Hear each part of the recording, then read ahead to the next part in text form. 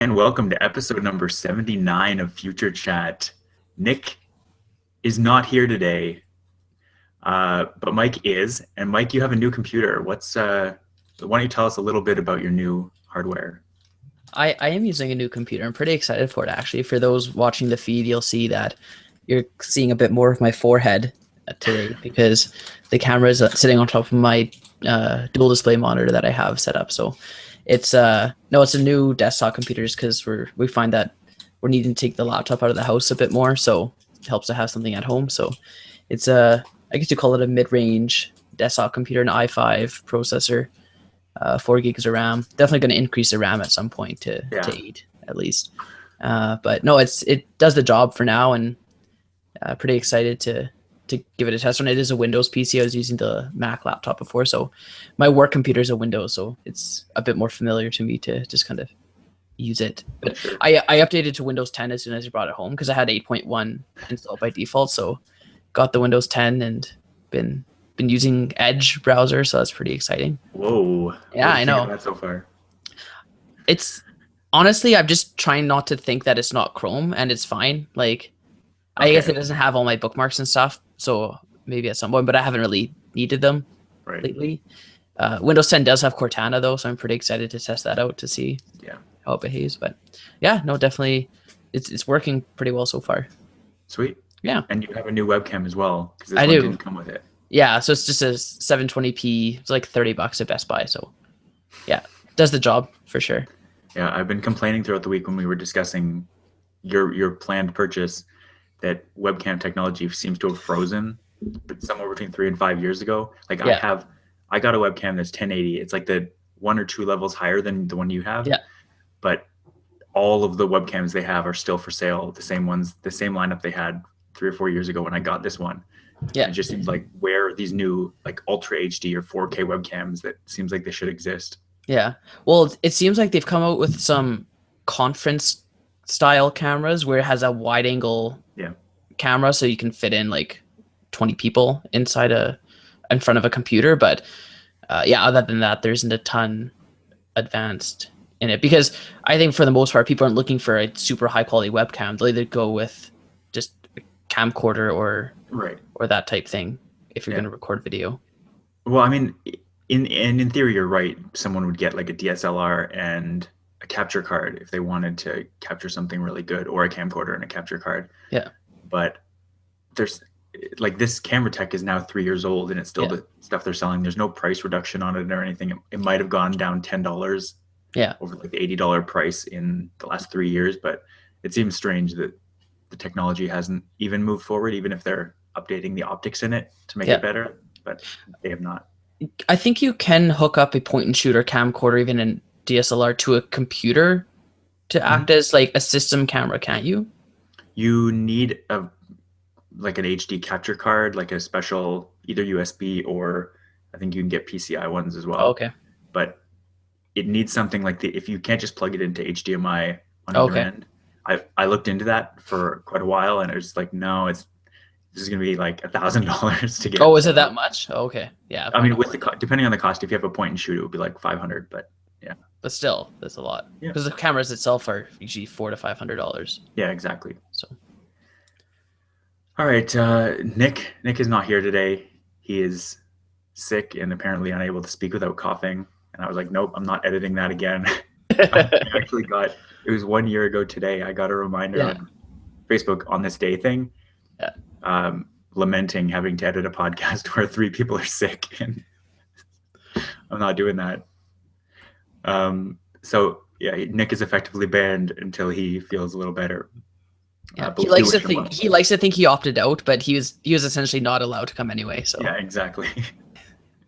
But we do have a number of stories here. We're going again with the kind of more condensed format than we've done in past weeks up until this past one when we tried this new format.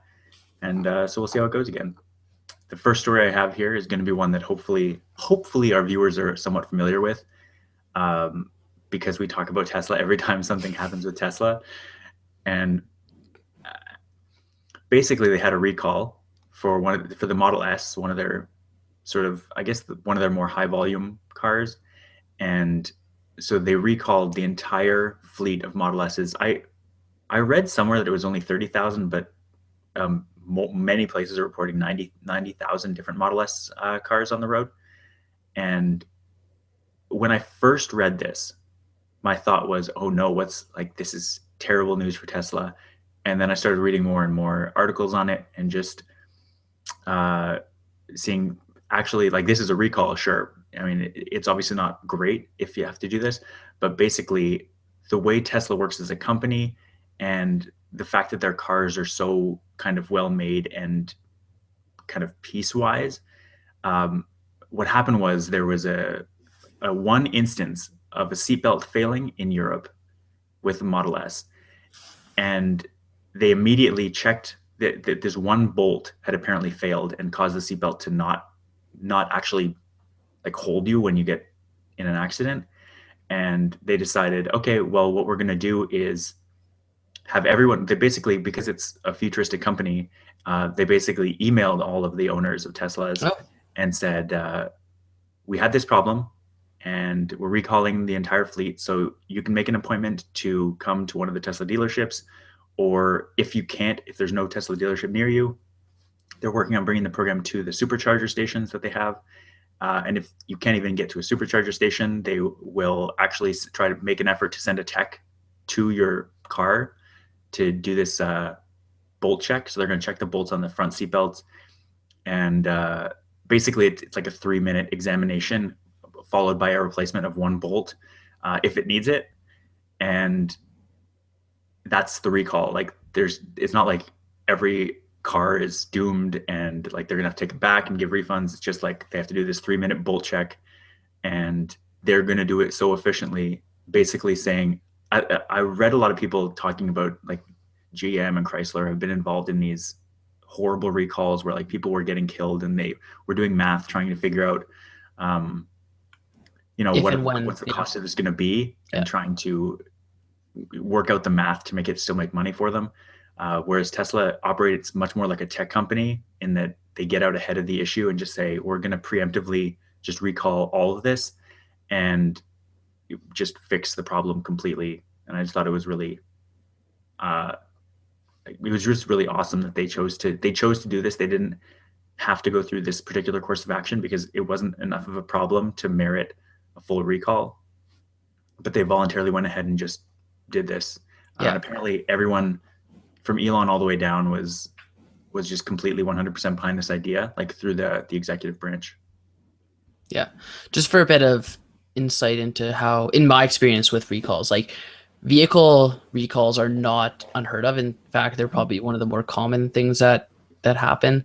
And they usually are just bring your car in 5 minutes and you're out because they'll come across a case of whatever failing or being malfunctioning or whatever, and they'll just say, at your convenience, if it's not a life threatening, like immediate type thing, like the Toyota brake failure issue was kind of its own thing. But yeah, if it's, like we had two for our car in the past couple of years where the rails on the driver's seat, how you can adjust it back and forth, Yeah. the rails would not sometimes click in fully when you adjust it. So like, okay, bring it in and we'll fix the issue.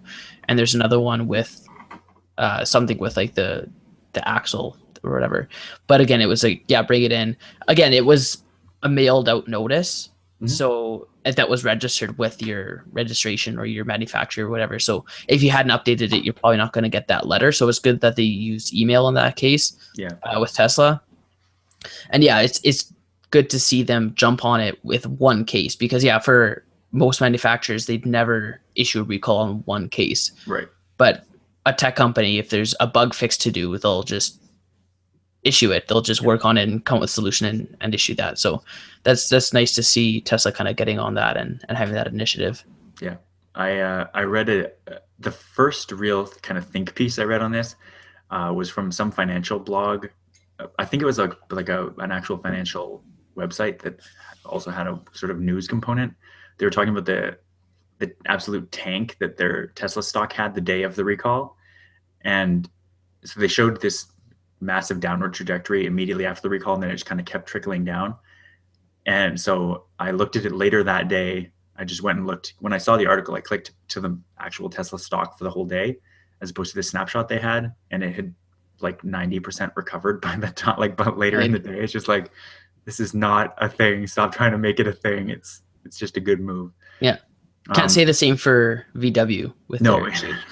we just keep finding out more and more. Now, I think they're saying like every car they've made since 2009 is has more emissions than they were saying, and like illegally high levels.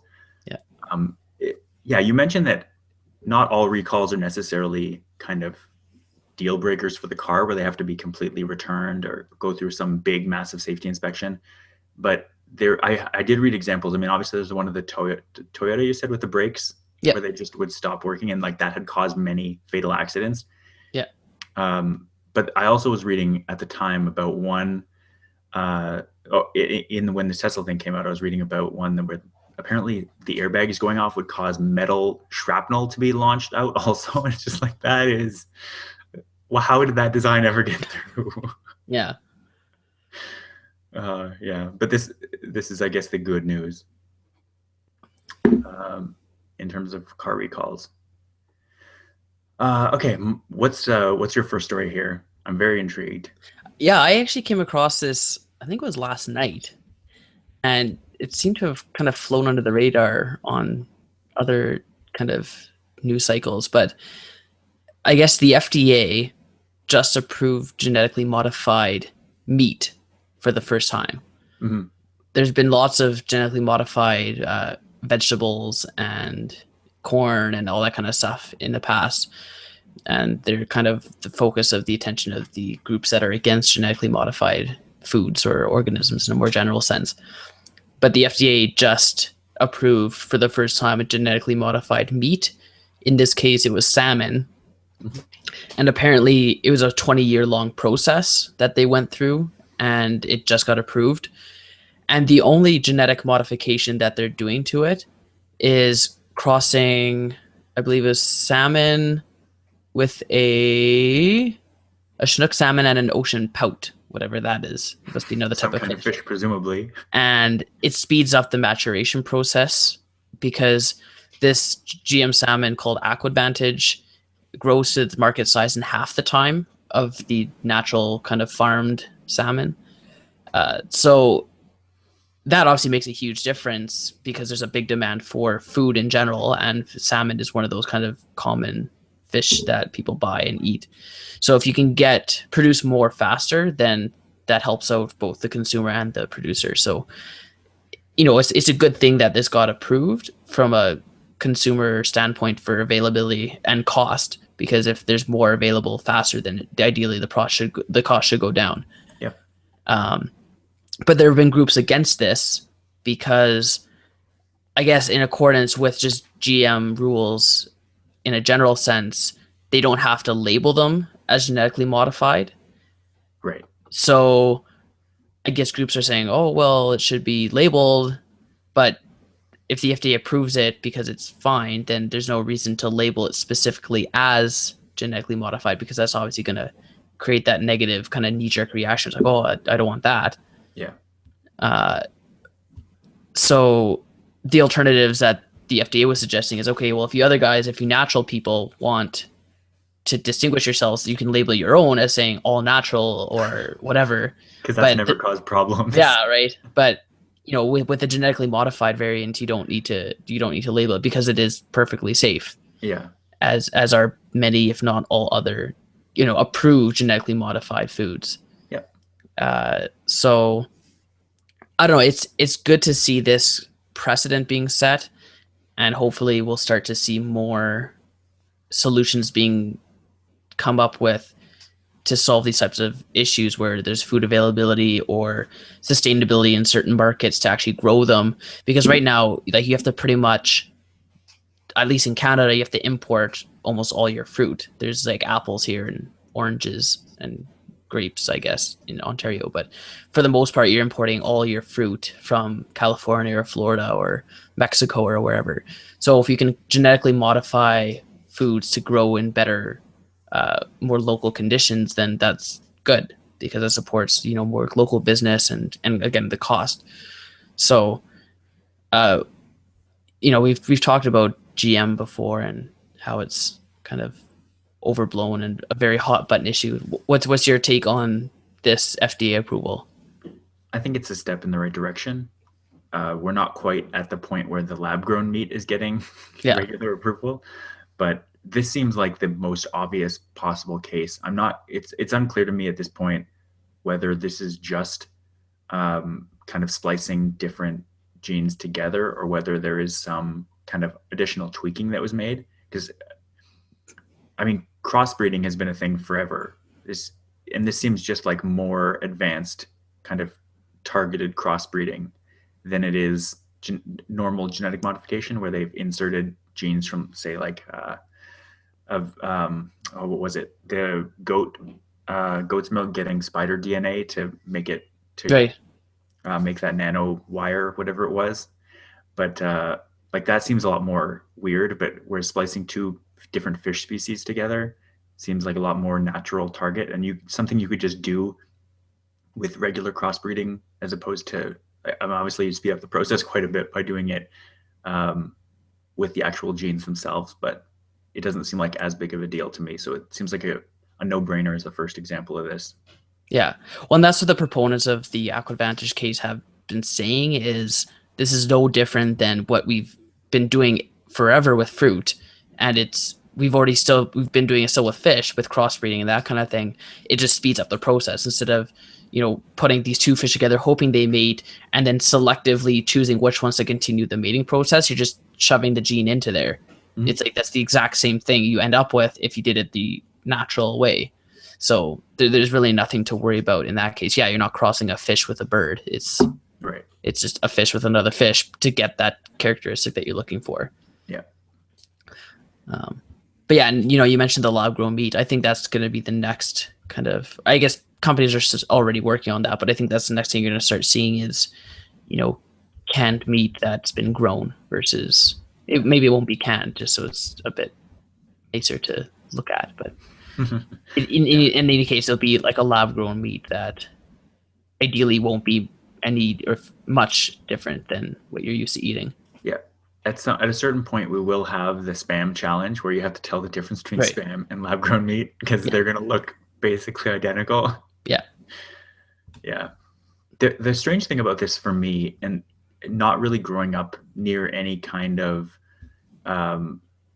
production area, like I have read about like salmon farms or different fish farms where they're basically raised in tanks, and it's very similar to the way chickens are raised in kind of the way we think about it, pretty horrific conditions. That seems like the weirder thing to me, that should raise the ire of people over kind of this kind of fish farming as opposed to catching fish off the like in the ocean or in lakes or whatever the case may be. And so this is going to be no different. It says they're going to start off as eggs produced in Canada, and then they're going to be sent down to Panama to be actually grown in these specialized tanks. That whole thing to me seems really strange. Like I get why they would do it because basically the food supply needs to be more tightly controlled than having to deal with ocean fish stocks. But it's strange to me that that's the way that we get fish, and that's in general that's the way we get animals. But they have to be grown and farmed in such massive quantities that there's really no other way to do it. Nobody is going to deal well with going into your supermarket and it's like, oh, we ate all the fish in the oceans, so you can't have fish this month or this year. Right. That reality is not going to work in the modern society, unfortunately, because and same thing with fruit. Like fruit can't go out of season. There's obviously certain exceptions where fruit kind of literally has to go out of season, but all the regular fruit is either grown year round just in different places, or it's just grown in the season and kind of they grow it in massive quantities so they can spread out, actually giving it out over the year. Yeah. I don't know if it's more just kind of placebo, I guess, or confirmation bias, I guess would be more accurate, where if I'm eating a fruit that should be out of season, but it's not, Mhm. like it's there to buy, the quality seems less, Yeah, but I haven't done any sort of scientific experiment into that. But I just the times where, and this is exactly confirmation bias, but the times where it's bad, it's like, oh wait, it's out of season. But I've also had bad batches of fruit when they're in yeah, season too. But I don't know. I wouldn't be surprised if that's the case, that an out of season fruit that's grown to be or modified to still grow when it's out of season has a lower kind of quality, or at least right. satisfaction Yeah. of eating. Anyone who's had strawberries that are actually picked and grown locally versus a strawberry that's either out of season or is just massive and has obviously like gone through several iterations of favoring a larger size over more flavor in terms of genetics, um, is going to know exactly what that's like. Mm-hmm. And I know that I look forward to strawberry season. Like I wouldn't say strawberries are my favorite fruit, but I enjoy eating them. And but I enjoy eating them a lot less when I have to eat this massive, mostly white or at least very light red um, strawberry, like baseball sized, versus Right. having a small strawberry that is just like full of flavor. Yeah. I know, like I've heard a lot about tomatoes being that same Yeah, case, yeah, that they've been so heavily modified to be resilient and large and colored that the taste is just not anywhere near where they should be. yeah, yeah, And I I totally wouldn't be surprised, because when you bite into a tomato, it's like acid. It's like it's tomato flavored, but it's acid mostly. yeah, And if you go to say Italy, where they're very organically grown, and they have kind of more natural strains of seeds and stuff there that you can use, because even the seeds that you buy here still have those same modifications to them. So mm, uh, yeah, I'd like to kind of have that kind of comparison between what I think of a tomato and what a tomato should taste like. right. It's interesting that even you, we've talked about this in many episodes of this show and just in discussion in general. But it's interesting that even you use words like organically grown to Well, I'm describe. not I know what using you it in. mean, but organically grown doesn't begin to describe the way that they do that. It's selecting when they grow crops. They've known for, I mean, farmers in the Mediterranean area have known for a long time that you can grow vegetables with certain traits if you choose your seeds wisely from the best possible stock. And so North American, I'm gonna quantify and say North American, they tend to favor the size over the flavor and the Mhm. taste, and The that color too. The the color is important, but uh, and I think if we didn't discuss it, it was at least talked about briefly um, outside of the show, talking about, I think it was heirloom tomatoes. They've started to tip back in on the side of selecting for flavor, hmm, and even more specifically selecting for mineral and nutrient content in tomatoes, because they basically opted for this big water filled ball. They're basically water balloons, uh, and how that's not really an enjoyable tomato experience. yeah. And so they have actually, in certain cases, started selecting for taste again and trying to get back to the good tasting tomato that everyone remembers, as opposed to this watery, not so great tasting tomato. Yeah. The crazy thing is that, and I have the same thought process when I'm at the grocery store. I'll be picking produce, and I'll kind of instinctively pick up some of the bigger ones and be like, oh, this is a good big one. But then I realize, wait, I'm paying per pound. Yeah. So I'm paying more for this than a smaller one anyway. So I should pick one that, looks the best, not just the biggest one. Right. But in the interest of the grower, they'd rather sell one giant one for more than a smaller, Yeah. cheaper one. But if you're buying three small ones instead of two large ones, it's to the grower's expense, Yeah. because you're buying more of their product, or less of their product. Wait, you're buying more of their product for the same amount of money than Right. less of their product for the same. So Yeah.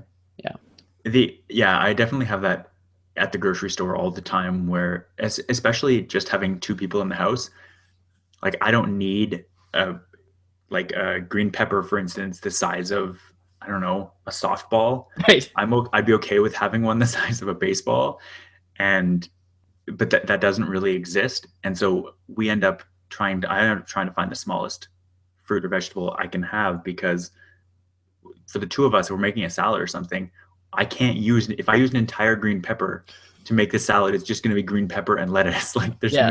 there's no room for other ingredients if it's just two people. So yeah, I definitely, I'd be more in favor of having all vegetables kind of go that route again, go for selecting for flavor as opposed to just making them as big as possible. Yeah, for sure. It also takes longer to grow them if you do that. If you select them for flavor. I mean, if you select them for size, it takes longer than if you, because then they have to Right. grow. And I mean, obviously, over a certain amount of time, you can maybe optimize it to get them to grow faster, as opposed to just leaving them on the vine for longer. But I'd Yeah. much rather have a small, like a regular sized pepper, than have these massive peppers that you sometimes see. Or Yeah. I mean, any fruit or vegetable can go the same way. Yeah. Yeah. Okay, you have a story here about, this is very interesting because I think this is a plot of a movie I really like. But tell me how raisins can help predict academic ability. Yeah.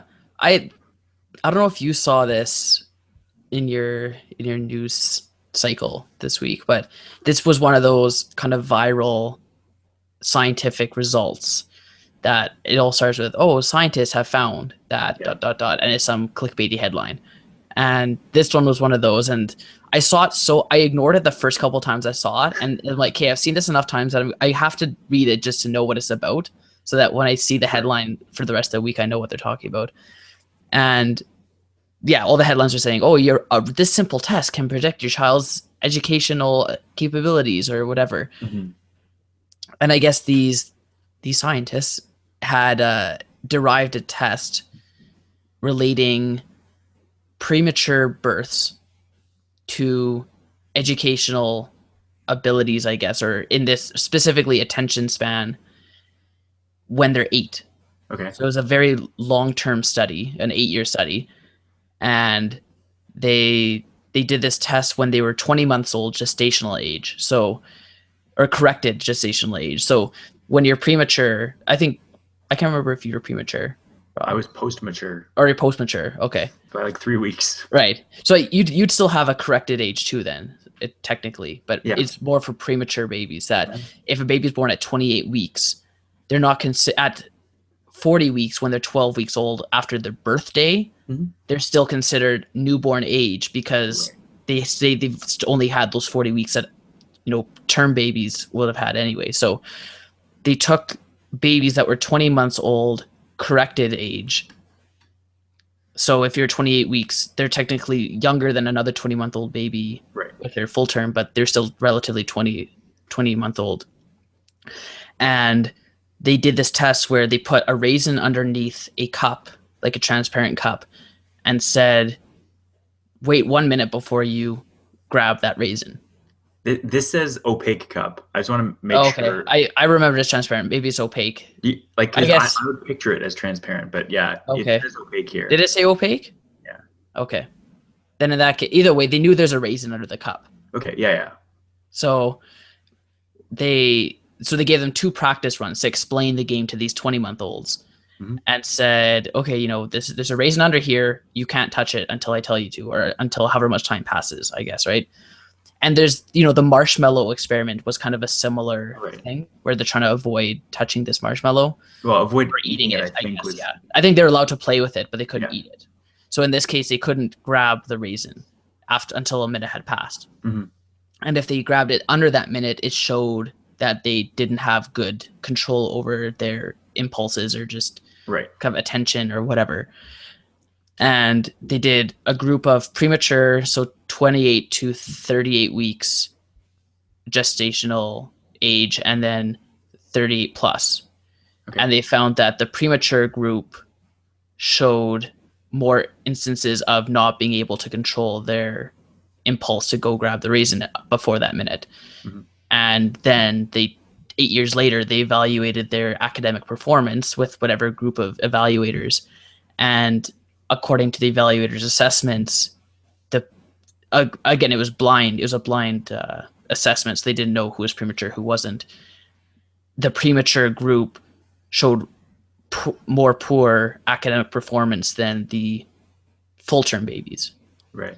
So there's a correlation between the prematurity, the grabbing the raisin before that minute, and the academic performance. So then that suggested that if you're premature, you're more prone to being poor controlling your impulses, which led to poor academic performance. Huh. And then all these websites took that as give your child this test and that shows how they'll perform in school. And that's kind of where I'm like, not really. It's not how it works. That's not really how it works. Yeah. But from looking at the research itself, and I linked to the actual paper for those actually interested to read it. Like they go through the statistics and stuff, and I'm not a stats guy in a in-depth sense, but Right. they'll at least kind of go over their results, and they have a discussion at the end where they talk about the shortcomings of the study, and they're the same shortcomings that I kind of thought of when I read about the study, how it's like, well, not all kids like raisins, so Right. if a kid's not interested in having a raisin, they're not going to grab it. And so then they said, you could have offered them a selection of treats, then put it under the cup and said, don't eat it, so that you kind of controlled for that desire for what type of treat was Right. under there. Mm-hmm.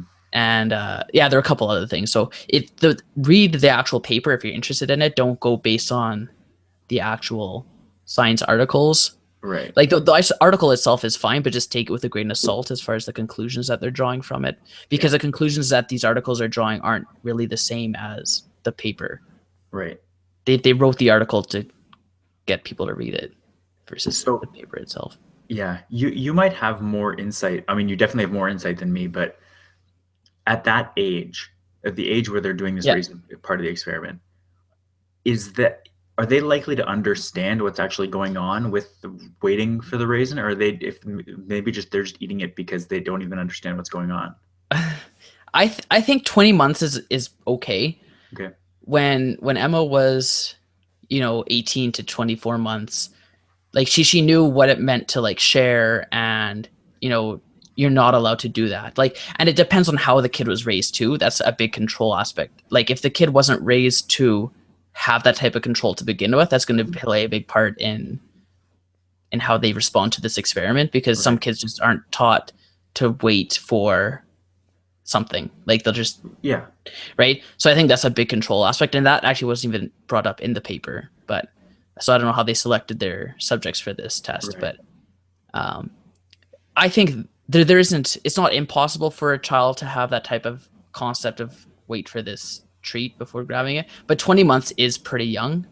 It's not like a 2 or a 3-year-old where like a lot happens in those 4 months from 20 months to 24 months.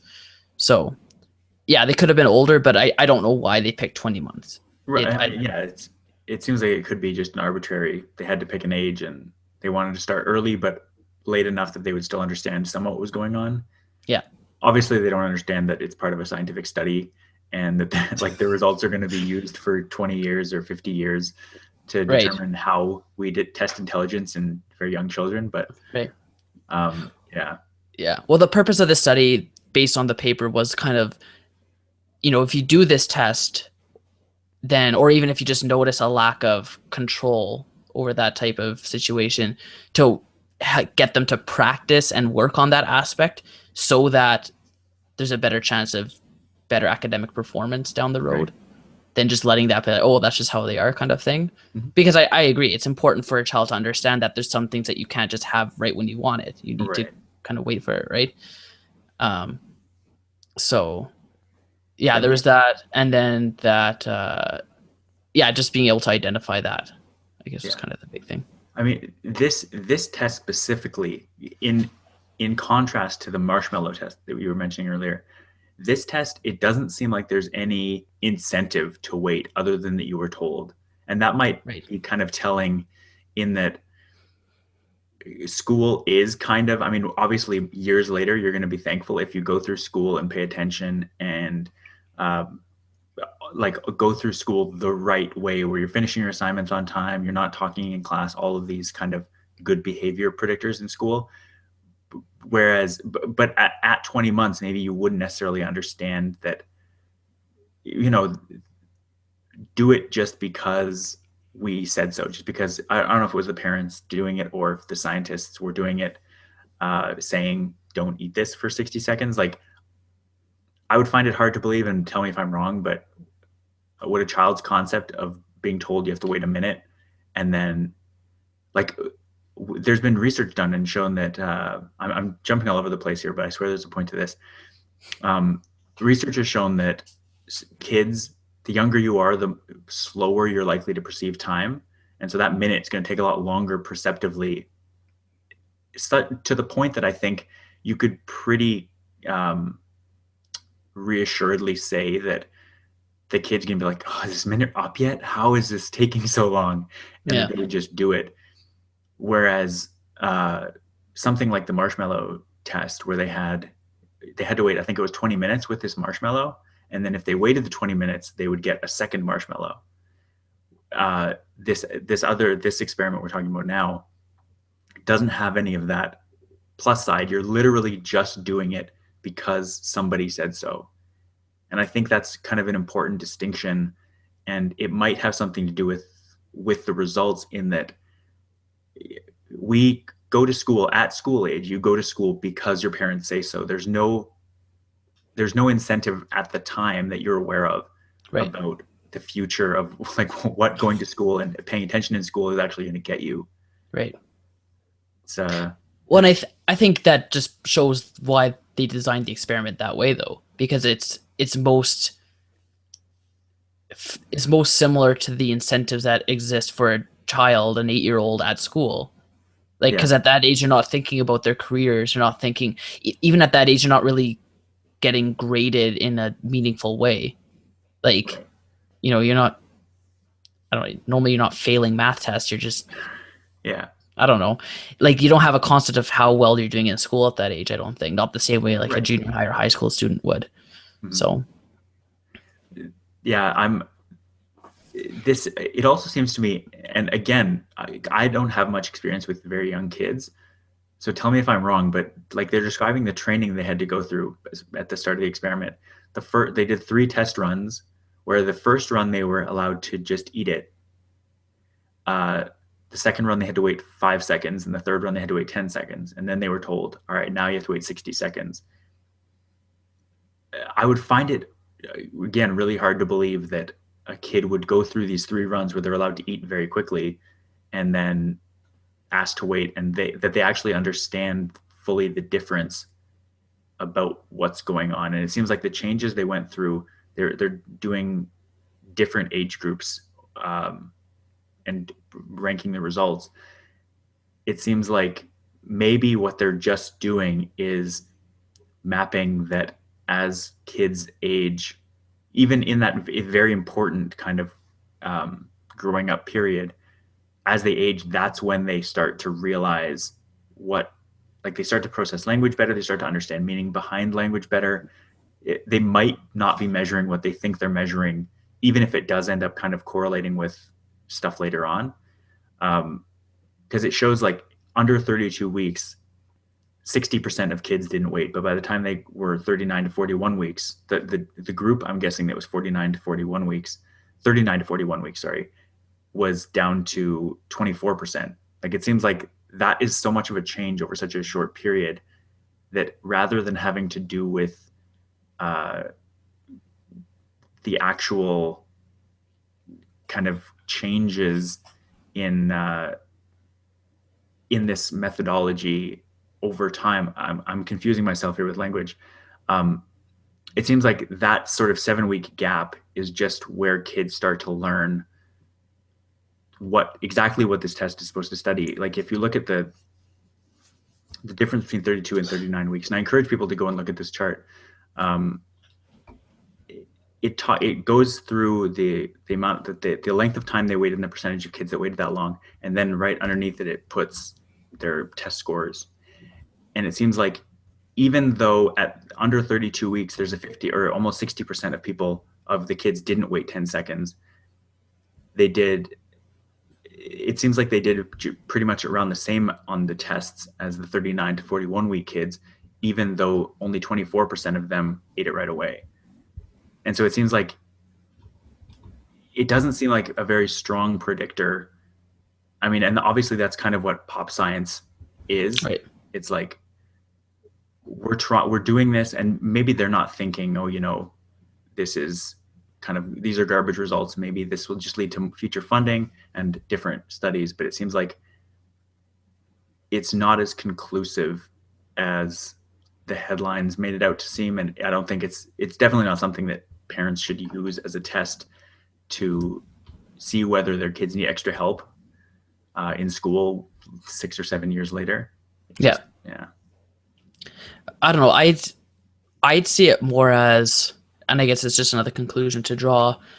Like all these kids, like you're talking about the difference in the time given based on the age, but you have to realize that the premature kids actually had more time, like more parental involvement time than the full term kids, right? Yeah. So in theory, the preterm kids should have an advantage because they have more exposure to parenting, right? Albeit the first however many weeks that they're premature, they're still developing even prior to what the full-term kids would be when they come out. Yeah.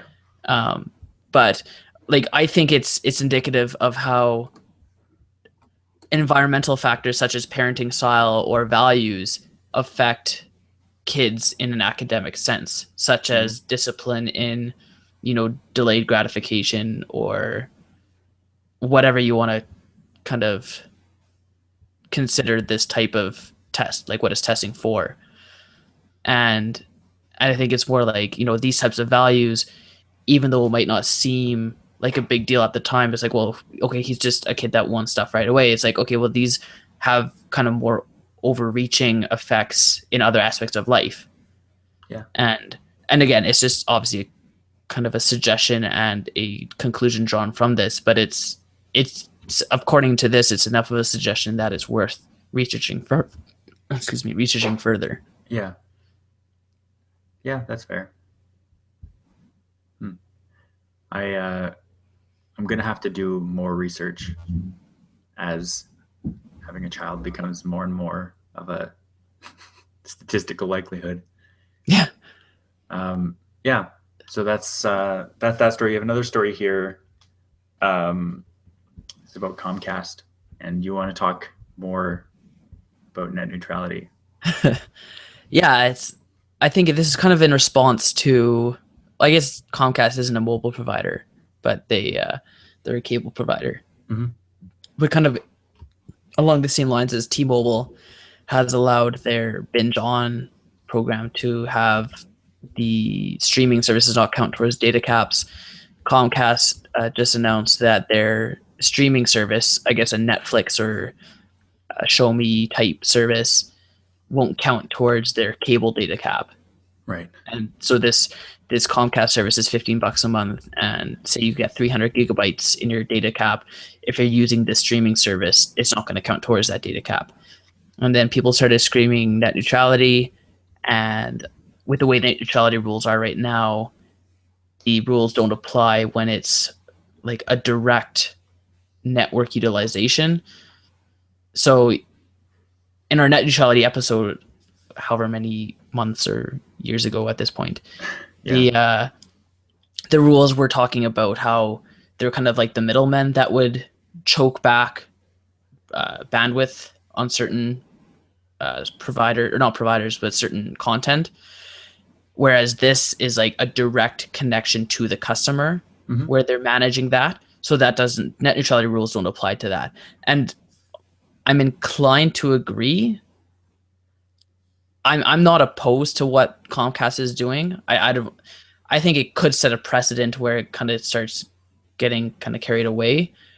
But in this specific case, I don't think there's a huge deal with saying, you're paying for our cable service. We're directly providing you with the content. The caps are our own caps. But if you're using our service, that's not going to count towards your caps. I don't see that as being a big deal because it's their own product. Yeah. Right? Yeah. It'd be different if they said, oh, Netflix isn't going to count because Netflix isn't their own product. Yeah. And even then, that wouldn't really apply because it's just kind of talking about the data cap. They're not talking about, slower speeds or anything like that. I think that's kind of where net neutrality starts coming into play. But with this, where they're saying, using our service won't count towards your cap, I don't see a huge deal about it. Right. Well, I don't know what your thoughts are on that. This seems kind of like a gray area. We've talked about in the past uh, many different services and things that seem to be clear violations of net neutrality, or at least proposed changes that seem to be clear violations of it. And we've talked about things that very clearly aren't at all related to net neutrality. This definitely seems like a very gray area, in that if Comcast had this company that you could sign up for a streaming service, and they also had this other company that was owned, the parent company was the same, but they had two separate companies, that one was offering this streaming service and one was offering the thing with data caps, it seems a lot less gray. And all as well, if they announced, hey, we're a service provider, we want to be a service provider, we're gonna launch this service where we have nationwide internet and you can stream anything you want, not counting towards your data caps. I think it would raise a lot less ire if it came up at the same time. But the fact that they've always been the service provider and they're adding this unlimited streaming option seems like kind of a no-brainer. And it doesn't actually say, like, it's just Comcast streaming service. This isn't any other streaming Right. services. They still all Yeah. count towards the thing. It kind of seems like this is a different thing. You already have this Comcast service. If you sign up for this additional streaming service, it will give you as much TV as you want. It's not like it's counted completely differently. It's not like, oh, this would use 50 extra gigabytes a month, but because you are signed up for the streaming service, we're going to wipe that 50 gigabytes away. They're kind of slanting it as, we'll give you this service and it doesn't count at all towards your cap. Like the way that, what is it?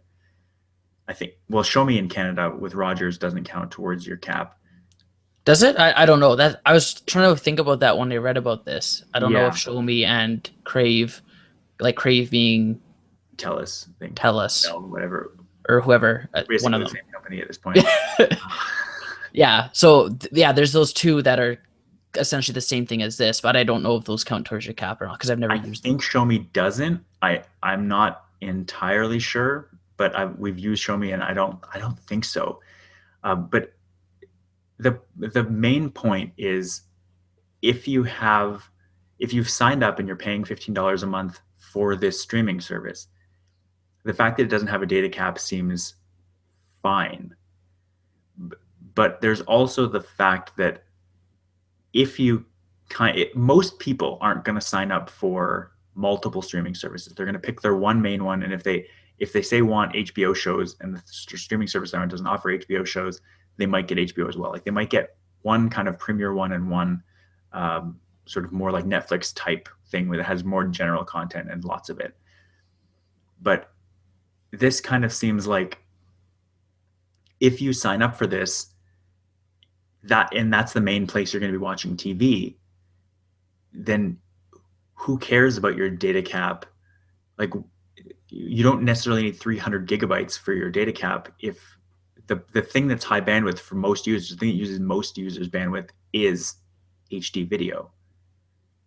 It seems like that's going to be the majority, unless you're using this service to the point that you're willing to pay $15 a month for it, and you're also streaming video from other sources, be it YouTube, be it Netflix, be it Hulu, whatever.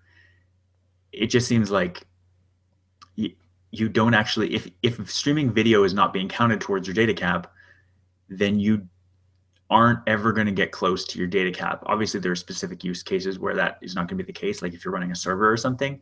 But the predominant thing that is taking up video or internet bandwidth is video. Mm-hmm. And I've heard much more than 50% of all traffic on the internet is video. That is the main thing. And so it just seems like this is kind of a moot point in that it doesn't matter if it doesn't count against your data caps, because if you're streaming the majority of your video through a service that is also your internet provider, then you're not gonna ever incur usage that is anywhere near your cap. But that's kind of the point, is that for Yeah. people who bump up against that cap every month, say with Netflix, then switching over to this stream service, it's called Stream. Yeah. If they switch over to it with that $15 a month, then they won't have those issues anymore. That's kind of the whole point, though. Yeah. In terms of net neutrality, if it's taking away from something else, then that's not great. If it's taking customers away from Netflix solely because they're bumping up against Comcast data caps, I understand the concern there, but I don't think it's a net neutrality concern necessarily. I think it's just like kind of a gross thing to do. Right. Yeah, it's competition, but it's not. It's borderline fair, because you have the freedom to switch providers if you don't like it, and it's their own service, right? It's the same thing with Google's issues with a lot of places where it's like, oh, you're showing your own ads. It's like, well, yeah, it's our service, so why wouldn't we, right? And with Google's case, it's more like, well, you're so big now that you need to responsibly do that because no one uses anything else, which is like, well, because everything else sucks or people are just used to it, whatever. That shouldn't really be an issue. In this case, you have, at least in the States, you have 2 or 3 other cable options. So I think in some markets you have 2. I think most markets have at least 2. That's the problem, I think, mainly. Because you don't have the option to switch, or the option you have to switch to is terrible. Right. And that's just in the tech news. That's kind of what I've been hearing you have as well. So, in that case, it's like, well, which one do you want? But it's like, I don't know. Yeah, it sucks, but I wouldn't say it's a violation of net neutrality. Right. Yeah, for sure. I don't know. We can talk about this maybe briefly. I signed up for Netflix again. I mentioned 2 days ago for their free trial. Pro tip: if you only want Netflix once a year, you don't need to pay for it. They will offer you more and more free trials as long as you keep not paying them. It's strange. The whole, like, I would have thought that having Netflix would make me want to watch video, whatever, their content on my TV. Like, I would sit in front of the TV more. But I watched almost all of Wet Hot American Summer, the 8-episode series they had this past summer, and I just watched it on my phone, laying in bed. Like, I didn't using Netflix though. Yeah. And I don't see myself ever going back to watching a TV for anything really, like any major thing. Like even sports now with the Rogers package we get Game Center Live, and so I've been watching a lot of hockey just on my phone or the iPad. Like, I guess I'm probably the oldest possible digital native, but like I'm not ever going back to the way things were, where you kind of center around a TV and that's the main source of your kind of visual entertainment. Like, that's not how my life is. Very odd. Yeah. The only time that I'm ever in front of a TV is when Emma's watching one of her shows and she asks me to come watch with her. Right. Or it's the end of the day and we're just putting a show on to fall asleep to. Or not to fall asleep to, but just before kind of crashing for the night kind of thing. So I'll put an episode of The Office or Friends or whatever on and just kind of watch one show and then go to bed. Right. But yeah, I'm not making a point to watch TV at any other point in the day. Like, there's times, like there's one show called Switched at Birth. I don't know if you guys have seen that before, but they have it on ABC Family or whatever it's called now. ABC. Something else now. It's something else now. Or at least in January it'll be something else. I forget what it's called now. But they had it on Hulu for on demand, and because we don't have cable otherwise. Right. So we signed up for Hulu to watch the episodes, and then after that show was done, we stopped paying for Hulu. But we only ever watched that at the same time, just right before bed we'd watch an episode and go to sleep. Yeah. But there's no time during the day because you're either working or just doing stuff, or you have like your phone. Like on the bus, I'll watch YouTube. I'll watch Portlandia on Netflix on the bus because I have nothing better to do at that point. But yeah, I think TV media consumption in general and TV specifically has changed so much that you're not like people don't have time to sit down for a scheduled show. Right. If it's on at 7, you're not going to sit down at 7 and watch it. You're going to record it or just miss it. So, and the sporting events are probably the one thing that people actually make a point to watch when they're on so that you can watch it live and have that experience. But even with those, if it's regular season, people just will record the games or do the on-demand game just to catch it if they missed it. So, right.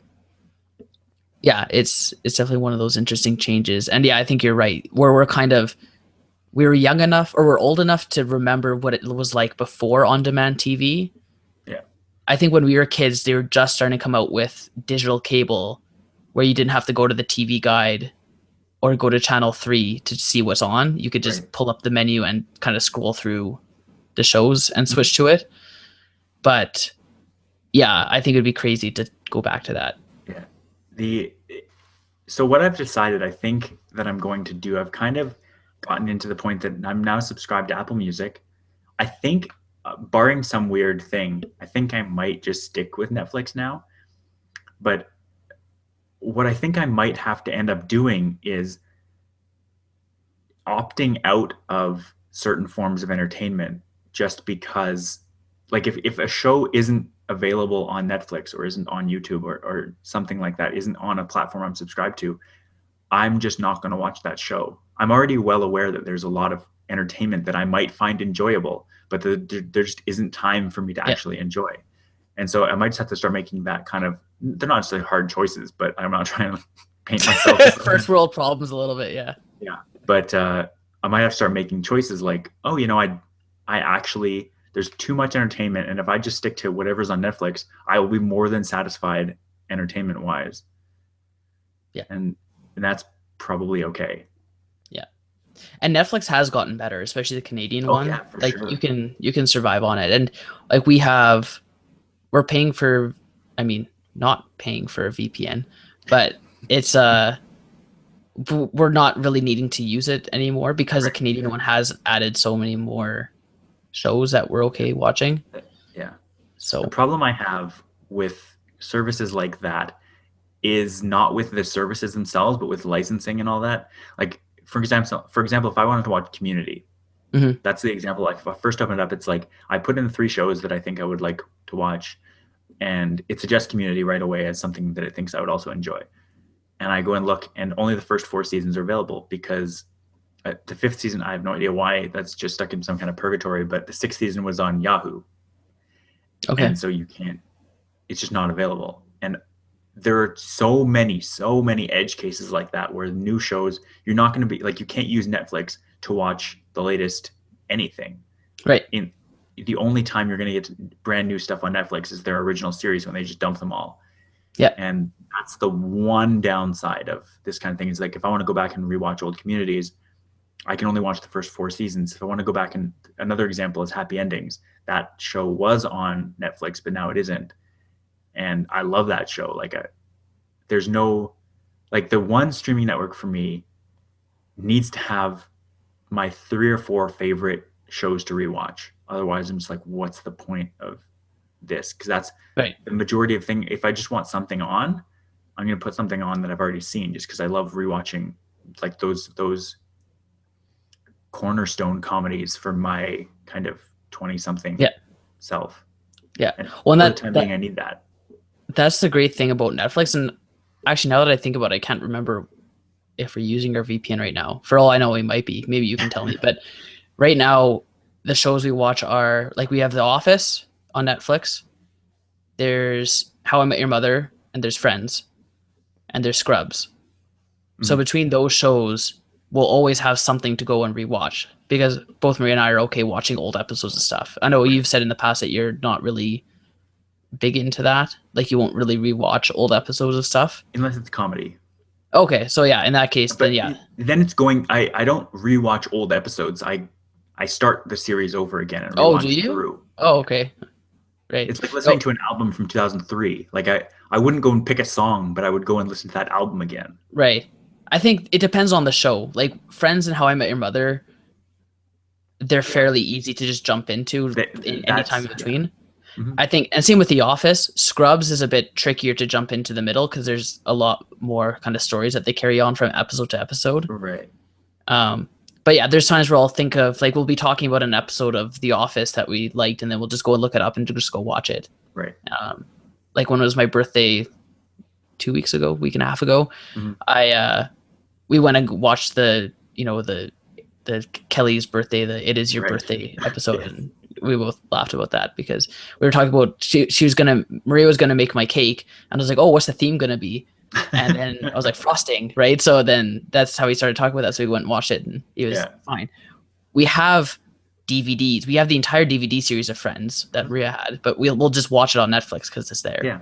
Yeah. And same with Scrubs. She has all the Scrubs episodes, but we'll just watch it on Netflix because it's there. So that's Yeah. what we've really liked using it for, and we're fine paying for that because it's convenient, and no matter what device you're on, you'll have it. Mhm. So I think I'd be willing to pay double if it just had everything. Like if it just not like even everything more, ever. not even no, not even new, not even different shows. If it just had the ability to get, if a show has, if it aired, it has the whole run of the show, and that it had kind of an on-demand kind of thing where when a show is aired, you can watch it. Like if you want to watch, I'm trying to think of a modern show. I don't really watch many, Okay, but like I have an example that I just remembered because with going back to Switched at Birth, I realize now what happened because it was on Hulu. Mhm. We were paying for it, and then they stopped showing it on Hulu for the new season because they Okay. didn't have the agreement. But it was on Google Play, Okay. so we just bought episodes as they came out Mhm. and watched them there. And then after you buy them, you have them. Right. Right? That's the Just dream for them. who? The whatever company is responsible for making it, I guess it's ABC in that case or Disney. Right. Yeah, that the dream is to have you watch a show and like it so much that you're willing to pay for the following Yeah. season. Right. And I think this show had fairly poor ratings, but I think there were enough people probably watching online that I think it did get renewed for the next season. But sorry, I was just remember that going back to your thing about just having all the shows that there are options like iTunes or Apple and Google Play where they have full seasons of stuff and they actually release episodes as they come out. There's another show called The Grinder. Okay. And I saw a pilot episode on the plane one time, and I was like, "Oh, this is a fun show." And it was a pilot for a new show, and sure enough, it's getting released on Google Play. But I haven't actually started watching that one yet. But I'm planning on starting that series. Okay. So yeah, it's an odd world, and most people are just fine with it. I tend to be less fine with it just because why settle for that? Like I'm always going to aim for the better.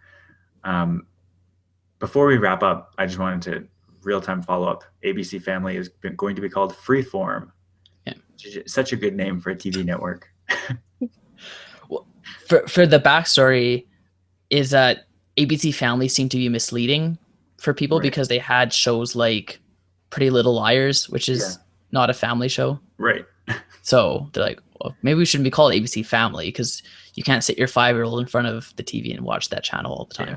That you can for some shows, but not for all of them. So if there's anything that I would consider to be freeform, it would be a TV network where they play content on a scheduled basis. That just seems like a perfect description for the word freeform. Man, TV. Yeah. It's gonna be the enemy. What I'm gonna do here, Mike, we've been going for quite some time. We wanted to keep this episode short, but we've had some very good discussion, so I'm happy with that. What I think we'll do is we'll go to the after show, and I'm just gonna mention before we do that I'm really excited for SpaceX. This is the last story we were gonna have, but I think there's not too much to say on it. So what I'll do is we'll just go to the after show and say, before we do that, NASA granted contracts to SpaceX and earlier this year to Boeing, to pending funding to put private space companies sending the next U.S. astronauts to the International Space Station starting in Yeah. 2017. Something hasn't been done since the space shuttle days, and so I just wanted to let people know that. And I'm really excited for the future of semi-private space travel. Yeah. I think the first manned private space flight like launch is going to be huge. That's going to Yeah. be, the last, was it the last SpaceX one or the one before that where the rocket malfunctioned? And Well, that was the test. right, that's just for the cargo one. That Right. wasn't That was just the the manned cargo, one. the Yeah. Falcon 9. Yeah. This one's the Crew Dragon, I think it Yeah. was called. The SpaceX Crew Dragon. And yeah, we'll see how that goes. Apparently it went through some iterations to make it more reliable. So Right. they feel they're ready to test the waters. Yeah, exactly. So yeah, really excited for that. They're saying they've given out contracts to both. They've promised both Boeing and SpaceX. Although it's going to be interesting coming up in 2017, which one actually ends up going first. They haven't decided yet. I'm very intrigued to see how that, like, I guess it's going to have to do probably with safety and cost and all of these factors are going to come into play. But I'm intrigued to see which one actually gets the first one. Yeah. I'll admit that before hearing about this, I had no idea Boeing was even in the private space flight game. Like I knew about Virgin and SpaceX, but I didn't hear about Boeing. So Yeah. I guess in hindsight, it makes sense that Boeing would be. Right. Yeah. Boeing. So. Yeah. But yeah, so that's all we'll say on that. Very exciting, very interesting. But we'll go to the after show. We have a nice special after show planned. And for now, thanks for listening to this week's Future Chat. I'd like to thank audible.com for helping support the podcast. If you didn't hear the news this week, you can now get the Harry Potter audiobooks on audible.com. So if you head to audibletrial.com/unwind right now, you can start a free 30-day trial and start listening to Harry Potter on Audible for free. That's audibletrial.com/unwind. So we'll be back here next week with more science and tech talk, and you can find past episodes of this show and more at unwindmedia.com/futurechat. See you next time. Ciao. Okay, Mike, we are going to talk about Google Plus/Hangouts after show, something that very few people are going to care about, but that I think is a very interesting thing to talk about, mainly because I think people don't understand what Google is trying to do with these products. Right. And I think what Google is trying to do, I think, is take what their users like based on what their users are using and make those things better and more the focus of their attention. So they had streams, which was apparently like that was what they were talking about when they launched Google Photos. They were talking about they were going to have photos and they were going to have streams. And basically the thing being the home page is going to be the place where you can see all your news, like a traditional social network like Facebook, probably most like Facebook. And people really weren't using it to say, type up a post on Google Plus and like a status update type right, thing. exactly. They weren't using it like that, but it doesn't mean they weren't using it, period. And if you or I go to our Google Plus homepages right now, it's just full of stuff. Like it's full, but it's not necessarily from particular people posting particular things. And so this week they refocused their efforts on the two things that they found people using the most, which are private or public communities centered around interests, and personal collections, which are something they introduced earlier this year that lets you either share a post yourself or share a previously shared link and post it to kind of a curated collection. So I have two collections, one called blog posts, one called podcast episodes. And anytime I share something on Google Plus, I share to one of those two things. Like if I post a podcast, I'm not going to post about the podcast on Google Plus from my own account. What I'm going to do is share it from either the Future Chat or the Unwind Media account, and then I'll just reshare to podcast episodes. And that lets people, by default, you're subscribed to, if you follow someone, you're subscribed to their collections. but what it lets you do is organize what you post and also follow specific things about people. So say you have, I'm trying to think of a good example of a person that does multiple things, but I Jonathan only have Zunger myself. does. Sorry? Jonathan Zunger, he does. I don't know. He's one of the Google Plus head guys, and he's Okay. fairly active on Google Plus. I follow him, and he does really interesting stuff. And he does everything from history, math, science, politics. He uses the collections, and he Right. kind of championed the whole thing. And when you see a public announcement from Google Plus, usually it's him making that announcement. Okay. So yeah, he's one that's kind of trying to encourage people to use them. Mhm. And if you go to the Google Plus collections page, there's a featured collections, and all those people also use the collections, Yeah, obviously, because otherwise they wouldn't be featured.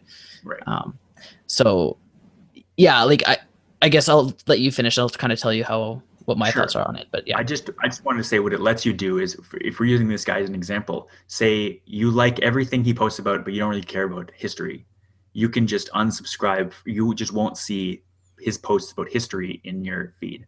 And so it lets you kind of, if the person you're following wants to do this, which is very low effort to actually do, then you can have that kind of granular control over what you see from them. yeah, the way that okay, so I guess working backwards, the way they used to do it is they had more of an emphasis on circles, Yeah. and that was very user controlled. So it was the user controlling what audience they're broadcasting to versus Yeah. the audience controlling what they see.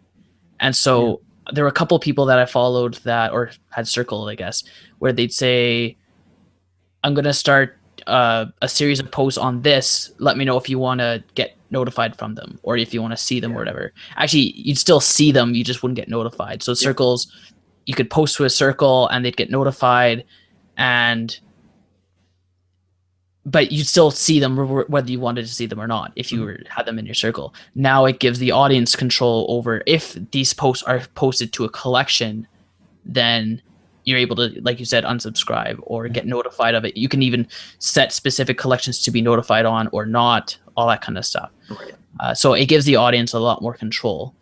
And as far as the communities go, I found that communities were the kind of thing where it was a very underground Definitely. existence. It wasn't an obvious thing that you could kind of use within the Google Plus environment. So now they're kind of putting them more front and center as like, hey, there's places here where you can, if you're interested in cars, there's a bunch of communities about cars, and there's like-minded individuals posting about stuff. And I know between you and I, we've always liked that part of Google Plus better than the idea of it being a social network to interact with other people it's a place to meet other people who have the same interests or just exchange ideas and have some sort of dialogue or that kind of thing. Not kind of more similar to Twitter than to Facebook. But I think what Google found was that people were coming to Google Plus as a Facebook alternative and being like, this place sucks because no one I know is here and no one's using it the way Facebook is, which I don't think it should have ever tried to compete with. No, not necessarily. Facebook and Twitter were already so ubiquitous, and Twitter had a hard enough time kind of getting Facebook people over that they had to just become the news and kind of celebrity and instantaneous, spontaneous communication game. Right. Whereas Facebook is the share life and interact with people type thing. Yeah. And Google Plus was kind of in between both and wasn't really sure where they fit in.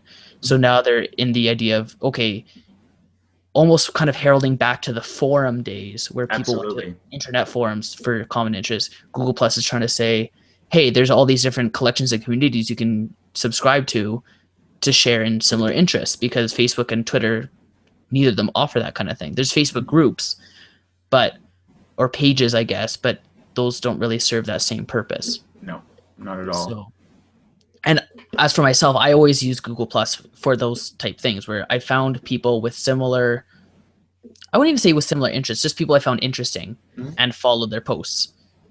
I'd comment on the random thing, and I like the idea that they were real people that I could talk to, but I only ever knew them through Google Plus.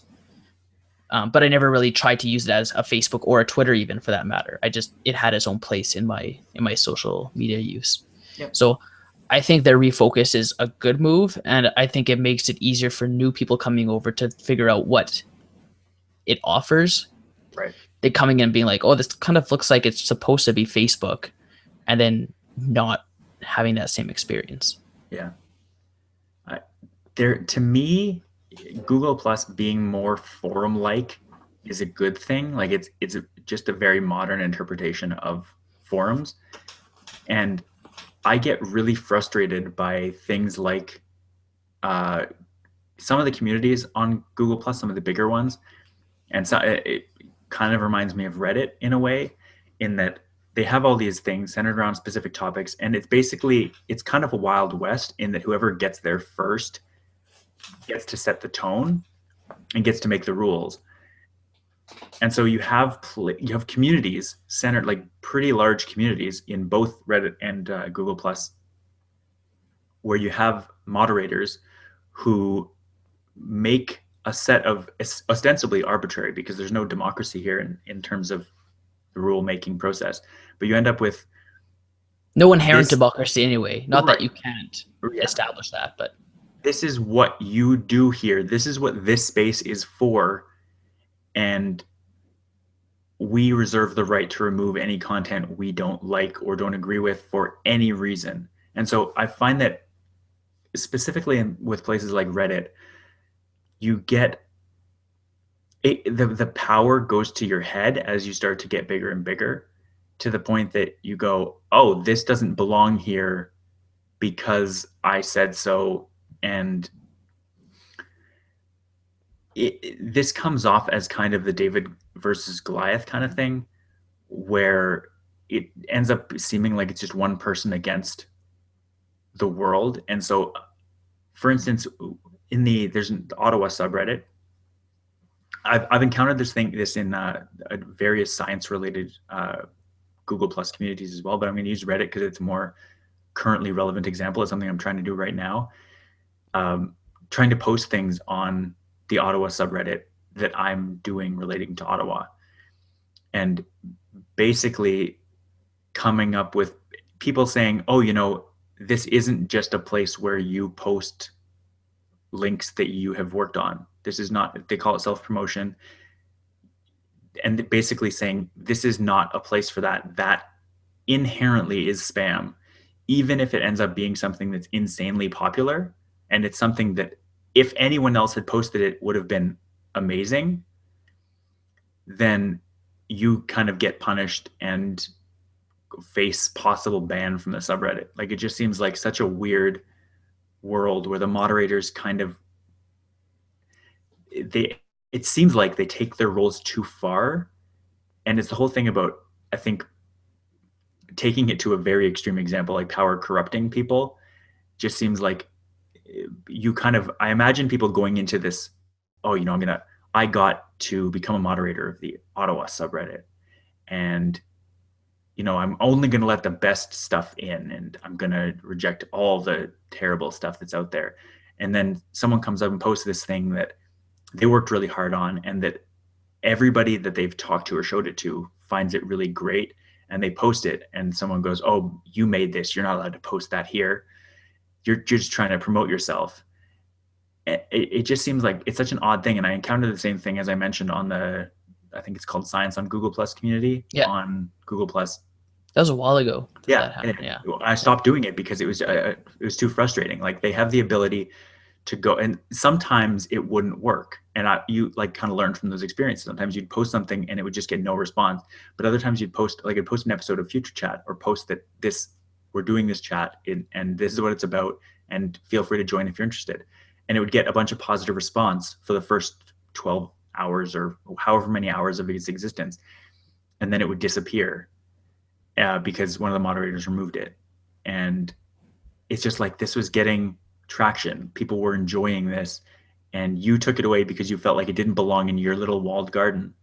And I don't, like, modern forums don't have any way to counteract that, in that I get that there always has to be, or always, but there generally has to be a moderator. but like why why do certain people get to be moderators? And if their power sort of ruins the experience for everyone else, then why, like there's no easy way to change who moderators are, who actually governs what happens. And you find the same thing in politics. Like this isn't unique to online forums. This happens in the real world too. It's such a hard problem to solve. And so introducing things like collections where people can subscribe to individuals as opposed to having to go to a forum, I think is helpful, especially if you can go into Google Plus, for instance, and search for collections that are about sports, and you can go and see, oh, these are the people that I want to follow and hear about what they have to say about sports. Like if I wanted to set up an Ottawa themed collection on Google Plus, I can just do that, and people that want to hear what happens in with Ottawa, they can just go and follow it. Yeah. It yeah, I don't like forums in that regard when they're too heavily moderated. Like I think Reddit already has an upvote downvote system. If people get fed up, there's already a system to say, oh, this is spam, it's not good, it's not something people are going to want to see. That immediately goes away already. You don't have to remove it for being spam. It just seems like an abuse of power based on people wanting to have their ideal thing be the thing that happens because they ostensibly own that area. They govern it. And yeah, I don't know why I had to go on a rant about moderators and ownership of digital kind of forums, but there you are. Yeah. No, and that's the big thing, is that Google Plus offers a place where, yeah, it's not as politically charged as a forum can get, Mhm. as far as the collections go, because you're subscribing to one person, and if you don't like what they have to say, you just unfollow them.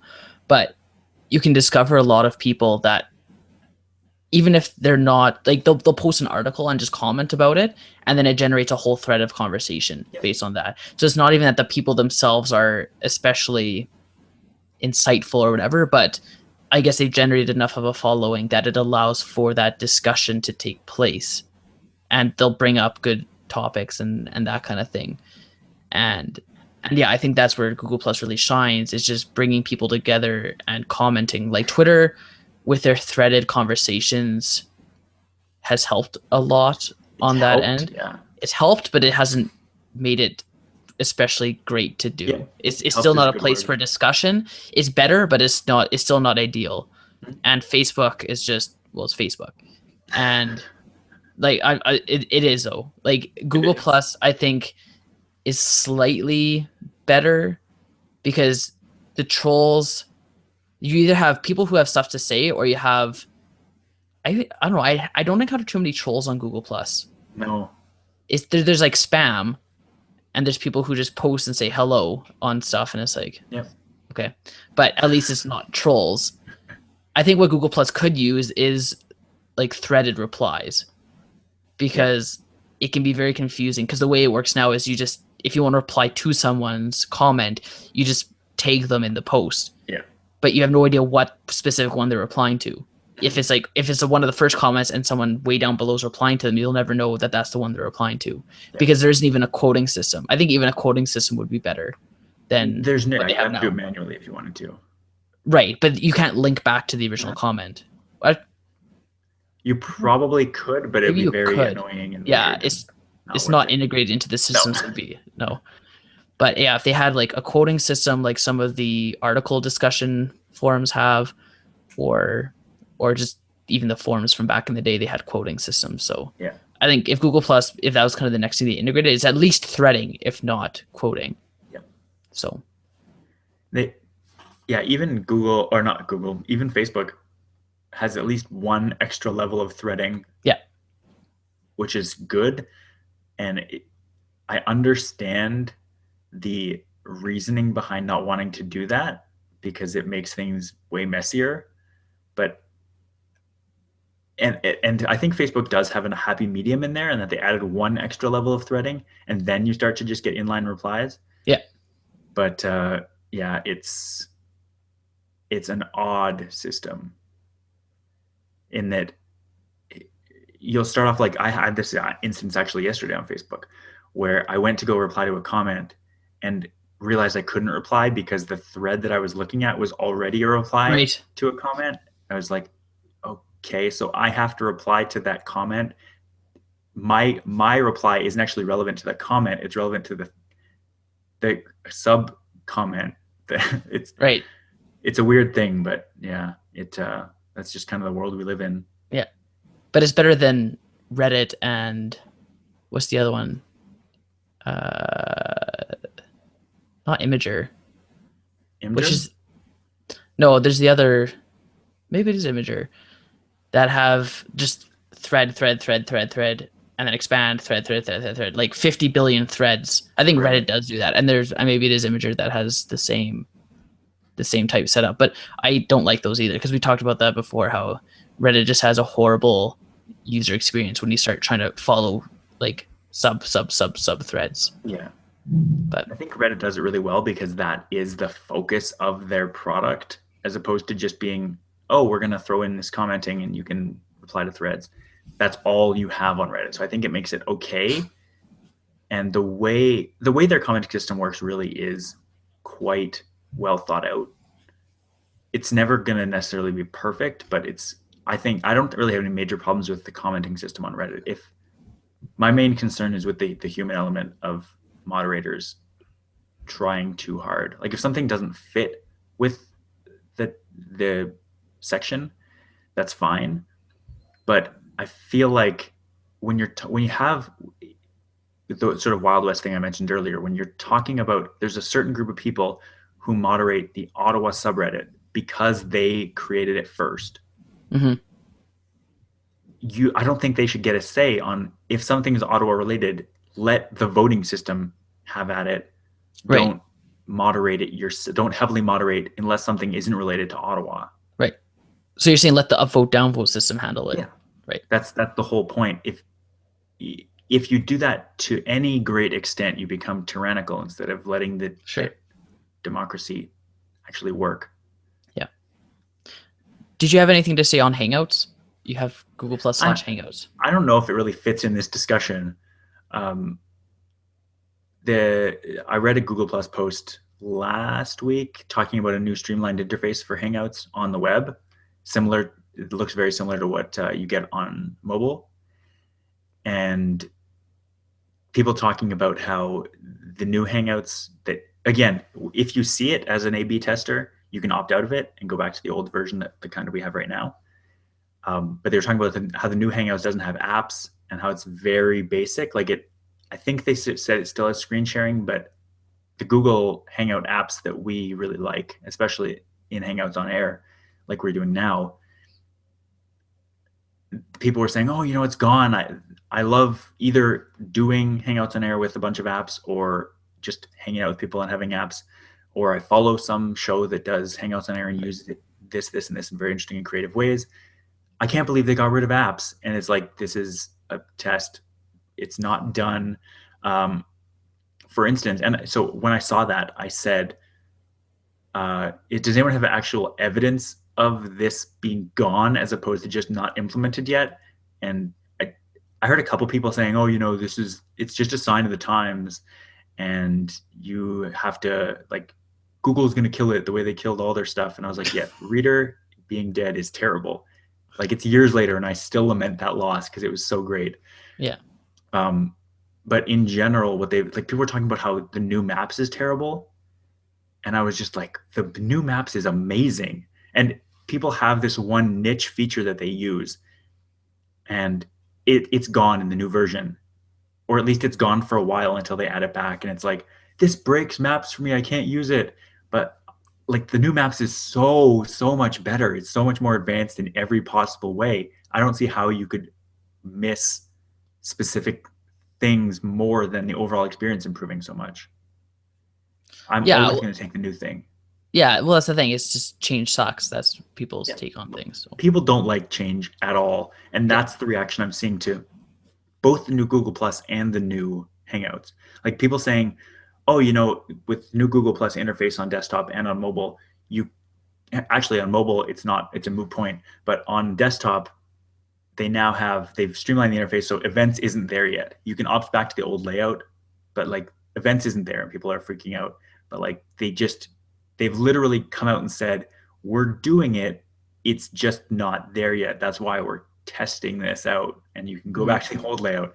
And people are saying the same thing about the Hangouts app on mobile, but it literally is in the sidebar. All the same stuff is still available. You just, I don't know. I find it frustrating. Yeah. My first reaction to the new Google Plus was that they got rid of circles, and then you They pointed out that hid them they better. hit it. It's not an integral part of the experience anymore. Right. Before it was like circles, circles, circles, and now it's like, oh, if you really want circles, you have to go into 3 sub menus, and then if you really want them, then they're there. But Right. it's not essential part of the experience anymore. Because people didn't use them. Like some people did, obviously, but in general, people, same thing on Facebook, same thing on Twitter. People don't go through the effort of organizing the people. They just complain when the people aren't organized for them. Right. People do that. And it's like, oh, you actually can do this. You can put, like on Facebook, on Google Plus, on Twitter, you can put people into lists or into circles or into groups. And you tell someone that, and they're like, oh, you can do that. And then like I'll talk to them months later, and they'll be like, oh yeah, I still haven't done that. You can't have both. Right. Yeah. I do like the new thing of Hangouts, letting you use a Hangout without an account. I get why they put it in as a necessity in the first place, because you needed plugins, you needed certain internet technologies that weren't necessarily implemented. You have to download something. But now they have made huge steps to remove that requirement. Yeah. I don't know what it was, and maybe I misremembered the change, but I had to download a plugin for this Hangout that we're doing right now for Internet Explorer. But I think I remember now that you had the option of not downloading the plugin, but I can't remember now off the top of my head. But I was surprised when it had me download the plugin, because I'm not using Chrome. I think it's Chrome. I think that's the thing. Okay. But feel free to test it out if yeah. I like Hangouts. I don't understand. I don't talk to people. I hear people who podcast about, like, they're technology people and they're podcasting every week, and they always talk about Skype problems. And I'm like, there's a better thing. There's a thing that is great. Like maybe their internet service is just terrible where they are, but we never have problems. Like sometimes during peak hours, Nick's connection will drop out or like drop down to a lower quality, but that's just his own bandwidth, though. Yeah, that's what I mean. Yeah. I don't think we've ever had any issues relating to Hangouts in doing these chats every week for the last almost 2 years. No. The only issue is the lower third on Chrome sometimes doesn't work. So yes. for the last couple of episodes, when I was using my Mac, I had to switch to Safari, and my lower third showed up fine. And this I'm using IE, and it's showing up fine. So something that it doesn't really impact the quality. I get, like, these apps are tied to Hangouts APIs, and so if those change, things get odd. Yeah. But yeah, that to have that be your biggest complaint, it's like, this is a pretty good service. Yeah. Yeah. I think that's all I have to say on Google Plus, but that was a good discussion. I like how it went into forum territory. Yeah, that was fun. All right. In that case, unless you have anything else to add, we'll say goodbye for the week. I think we're about to wrap it up. All right. Thanks for listening, everybody. If you're still stuck around after a half hour or so rant on forums and Google Plus. Yeah, thanks for joining us today. Yeah. All right. See you, Mike. See ya.